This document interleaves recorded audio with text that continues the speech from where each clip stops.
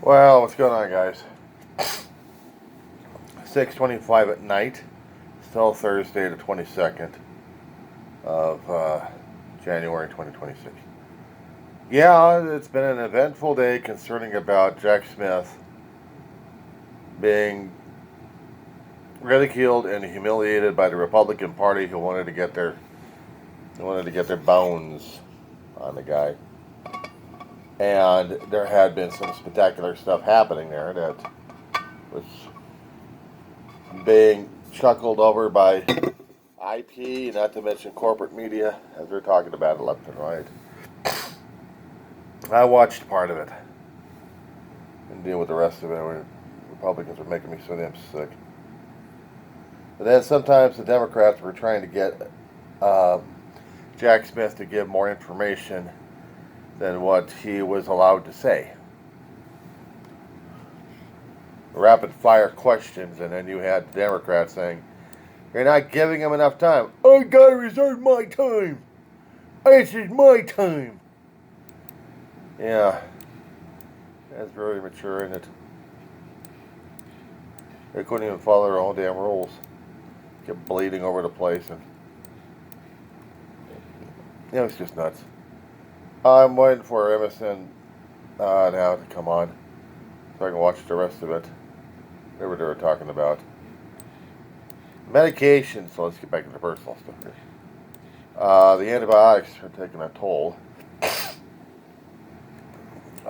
Tomorrow I get on the bus, go over to the doctors, we'll see what the hell happens to the feet.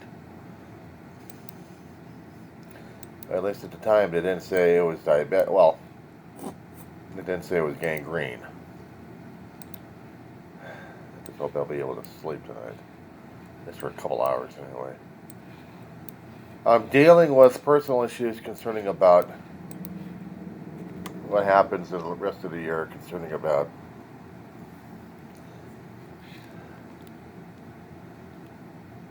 I had people to consult about it. Right now, I know I'm not focusing much because I'm trying to get my brain occupied a little bit more, but it is about that time to go back to bed. And she has been driving me crazy all day. So I'm going to be leaving her tomorrow. We'll see what happens.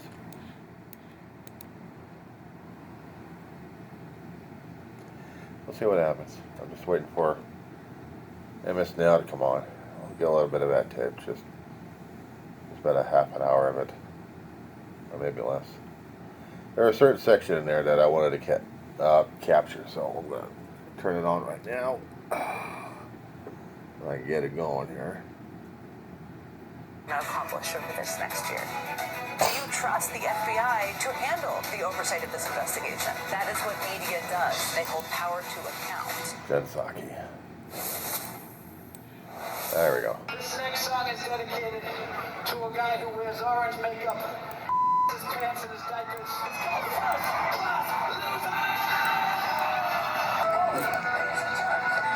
Oh, somebody had a concert concerning that old gas guys.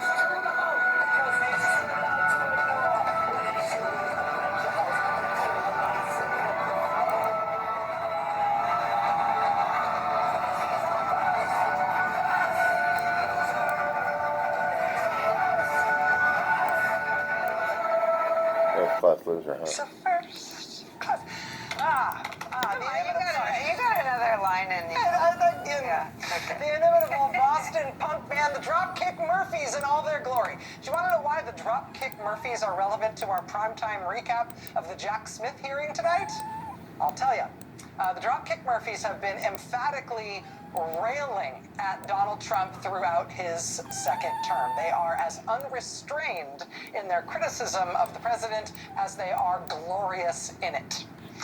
And that may be the necessary context you need to understand why Michael Fanone, the former D.C. police officer who defended our nation's capital on January 6th, showed up to today's hearing in an excellent Dropkick Murphys t-shirt. I was wondering says about on that. the back of it, fighting Nazis since 1996.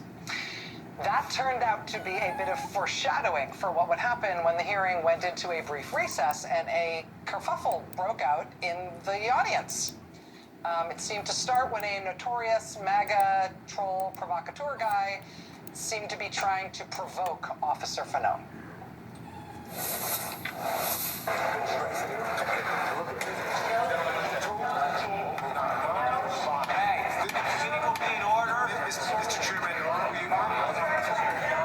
Yeah, kerfuffle.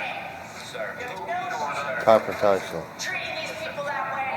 This guy is threatening my family. Members of the audience, children.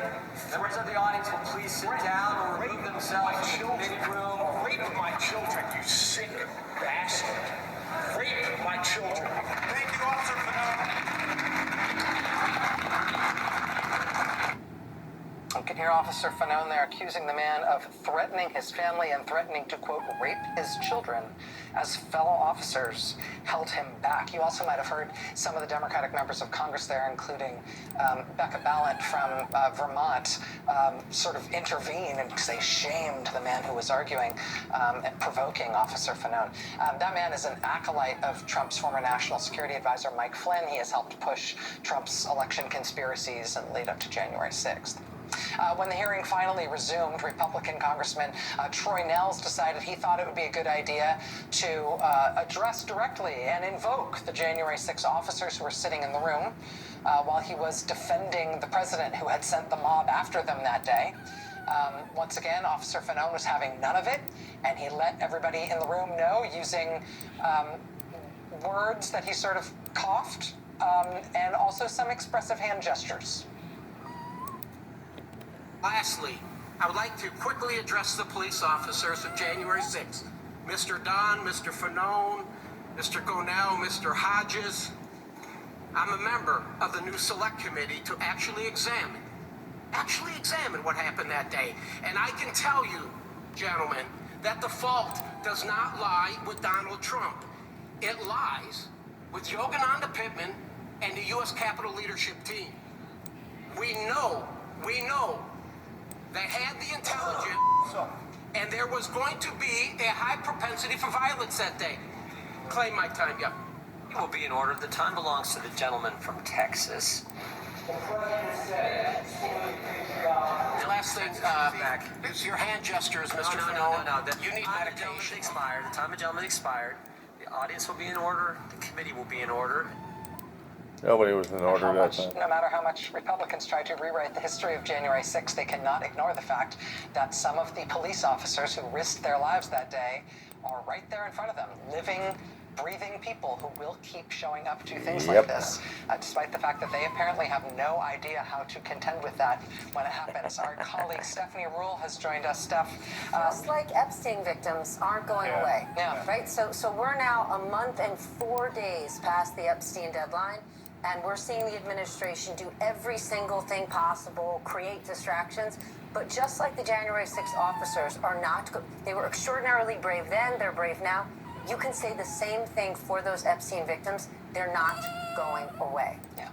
Nope. Well, so I think there's been a lot of effort to understand why Republicans are such cowards. Why Republicans who have been pro-NATO and anti-Putin are suddenly pro-Putin and anti-NATO because they're afraid of Donald Trump, right? There is no need to understand why a survivor of Epstein's heinous child sex trafficking or someone who protected, the person who ran the fastest on January 6th, at least in the evidence that was produced by the Select Committee, was Republican Josh Hawley. I mean, he ran like a freaking Olympian sprinter.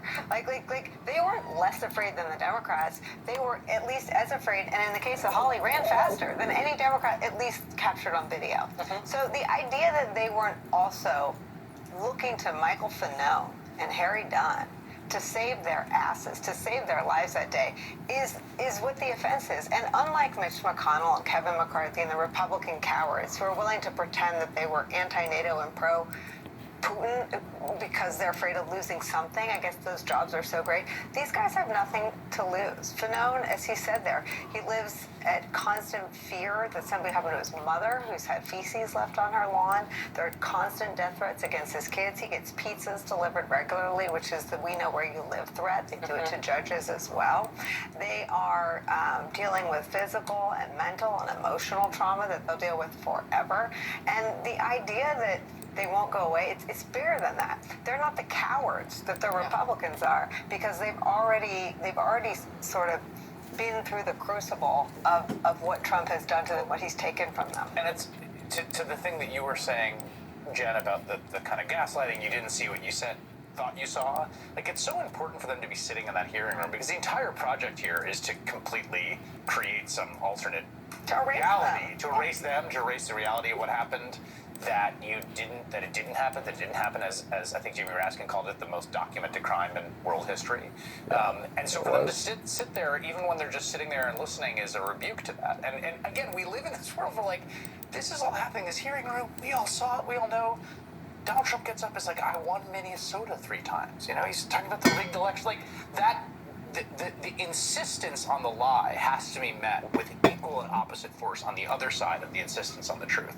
And it is exhausting. Like, you see what it takes out of those men. You see what it takes out of the Epstein victims. But in both cases, the persistence of the truth has to endure. You have to, like, marshal it every day, day in, day out, because there is an effort on the other side to destroy it that is equally indefatigable. Yesterday in the president's remarks in Davos, he referred to Iceland twice as Greenland. 4 times. 4 times, excuse me. And when he was asked about it, Caroline Leavitt came out full force. No, I've got the printed script here. You have it wrong. It doesn't matter what it said in the printed script. It didn't matter. He said it wrong. And so people who are his supporters, I almost said what I love, but no, all of these people in the business community who are too afraid to say anything, I called so many of them in the last 24 hours because so many of them were sitting in that room.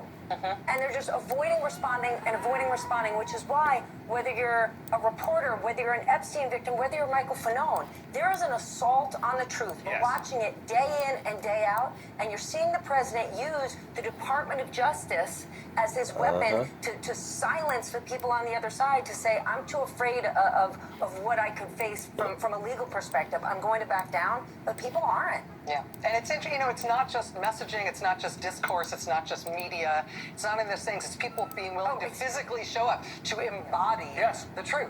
I said it backwards. Yeah. He called Iceland Greenland. No, he called Greenland Iceland. Yes, he was trying to talk about Greenland, but he kept saying Iceland. No, you didn't misspeak. You didn't. No, it's all right. It was just a big piece of ice. It doesn't matter what it's called. He wants it to say Trump on it. Excuse me. Yes. More of our special recap to come. Quick break. We'll be right back. So while they're going to be breaking on this Glad one. you accepted Attorney General Garland's request to be a special prosecutor, even though you've been dragged over political barbed wire and your family has been subjected to death threats? I don't regret it. He doesn't regret it. And Jack Smith had been put through the ringer concerning about investigations and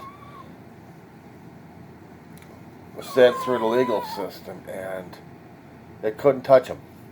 They couldn't touch him. So the Trumplicans are doing whatever they can to save their ass. My dog is fussing, being an elderly lady, and she's going to be wandering around fussing her head off. All right, Ma, fuss your head off. Come on. Yeah, no, you're just gonna fuss.